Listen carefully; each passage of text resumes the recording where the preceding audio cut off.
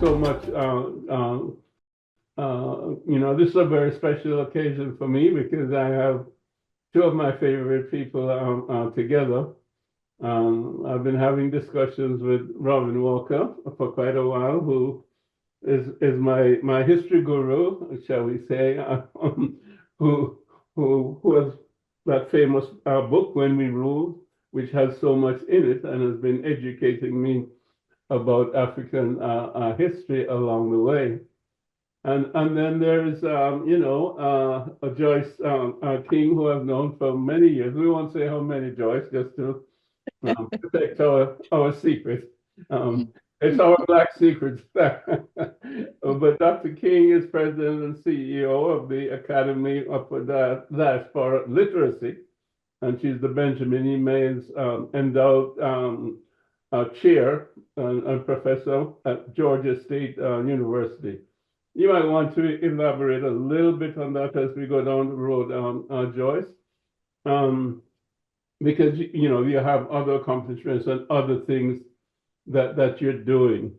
I kind of set this program up because you've been doing history, and history has to be taught, and in doing the history, kind of Robin has been teaching me and our audience.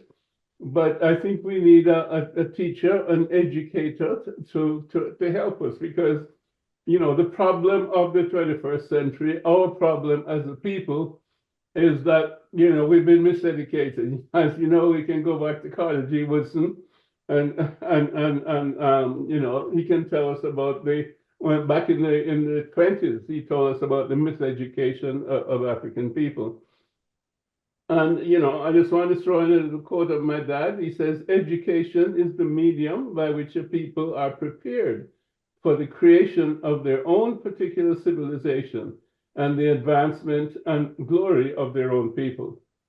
Now, if our curricula, etc., are being taught by others, shall we say, especially those others who have enslaved us and colonized us and brutalized us over time, then, basically we have no foundation for an independent, constructive life. And this is the problem, I think, that we face in the 21st century. This is the problem, that we face in trying to unite, come together to throw off, the impositions of colonialism, etc., is that we have not created an educational process, I would say anywhere. Not in the Caribbean, not in Africa, and not in the United States of America, that is independent of the influence of colonial masters, if you will, and the whole European perspective, which is a caricature of what really history ought to be, because certainly, history didn't start with the Greeks. Robin and I have been through this. There were thousands of years of civilization in Africa before the Greeks came to Africa to learn. So neither did education, start in Europe. And I contend also that the educational process of Europeans is largely about memorizing information. And it's not really about what education means. And, I don't want to monopolize the time. I don't want to kind of set the stage. Education comes from exducere in terms of the Latin, leading out of. What are you leading out of? Well, what you're leading out of is the essence of what it means to be a human being. And that's what the purpose of education is supposed to be, as opposed to stuffing people with facts which are factoids, which may be right, which may be wrong, which change over time. And so we need an educational process that validates us historically, and also is a true educational process that brings the best out of us, of who we are as human beings. I'm going to ask Robin to jump in there first, because we've been on the road together. And Joyce, feel free to jump in anytime. Robin? Yes, sir. I have a slightly different perspective, because my first exposure to this information came from the fact that I was part of a Saturday school in London where we were making use of the Portland model baseline essays. And we were doing this in the beginning of the 1990s. Now, the Portland model baseline essays were done by African American intellectuals. And what they did was to come with content that could be used to revolutionize history teaching, social science teaching, history, excuse me, not history, what they call it, scientific teaching, mathematics teaching, music, and literature teaching. And these essays, they were preliminary. There were holes in some of those essays, but the main point is they did it. And they did it for African American and African content. And then they promised that they would then do the same thing for Native American content. They promised that they would do the same thing for Asian American content, and they've since delivered. And my argument is what the African American intellectuals in Portland, Oregon did in the late 80s should have formed the basis for a radical African education. And essentially, a lot of people blew an opportunity which has been presented to them since, I think, 1987 or 1989, or whenever it was that the Portland model essays came out.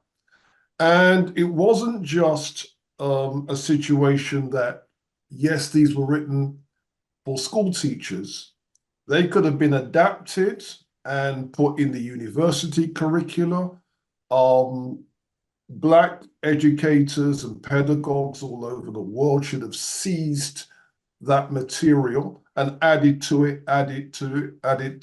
Because what could have happened is that could have been the basis of a radical Black education back then. I'm out.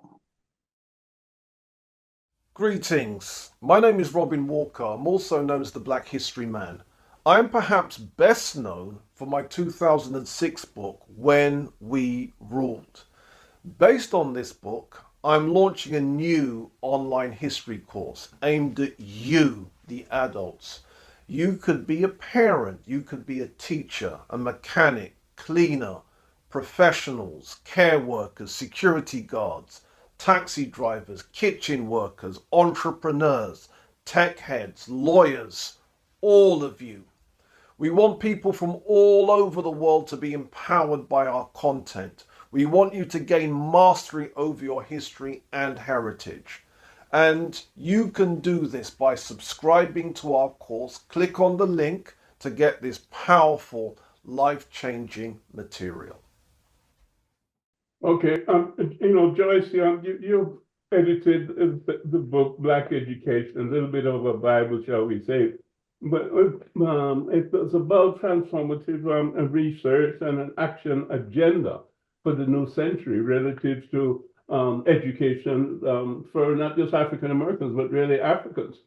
So can you jump in on that for us?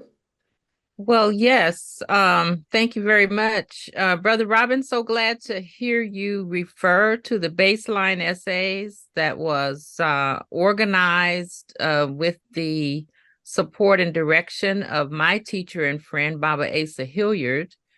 And at that time, when the Portland baseline essays came out, I was director of teacher education at Santa Clara University in California. And I was just, I think, beginning my service on the Curriculum Commission for the state of California, which is a state board of education commission that organizes the adoption of textbooks for California schools. And at that time, we were also confronting the inevitable backlash when something like the Portland baseline essays comes out, then there is a backlash. So in the 80s and early 90s, there was a huge conflict over curriculum content in New York. And this was under the heading of the curriculum of inclusion. Leonard Jeffries was one of the people who was involved in that, and a sister from Ethiopia, Eleni Tedla, who wrote a beautiful book on African education. So I'm using this as an example of the context that we're always operating in. When we push forward with an authentic, truthful, inclusive approach, and you pointed out that the Portland baseline essays were the first, and then there was going to be something for Native Americans. I mean, that's what we've always done.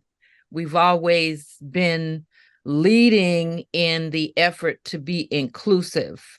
So then you get the horrendous attack on the Nile Valley scholars, personal attacks to really, Leonard Jeffries had to have security protection for years for his involvement in these controversies.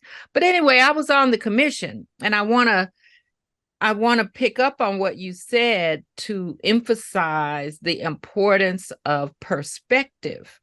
Because what the baseline essays brought us, which the Black intellectual tradition has always brought, is a perspective, our standpoint, how we look at the world. And that perspective is what was denied by the people who wanted to say, they said things like we were just, one of the scholars said we were embracing filiopietism. Admiration for ancestors, fake admiration for ancestors on foreign lands. I mean, all kinds of justifications to deny the truthfulness of what we were bringing. So I got into the fray because I was serving on the commission. And the perspective that was presented in the social studies textbooks at that time was flawed. Yes, there was more information about Black people and other minoritized groups, but the perspective was flawed. So those textbooks presented a view of the United States as a nation of immigrants.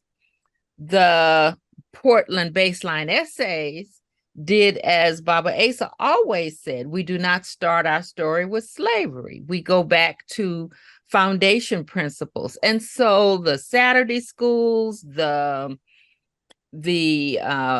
ethnic studies, Black studies, all of those initiatives came out of the need to consistently resist assimilationist education that would not prepare us to be ourselves, to know our own heritage, and to lead toward what the United States and other quote unquote democracies claim to represent.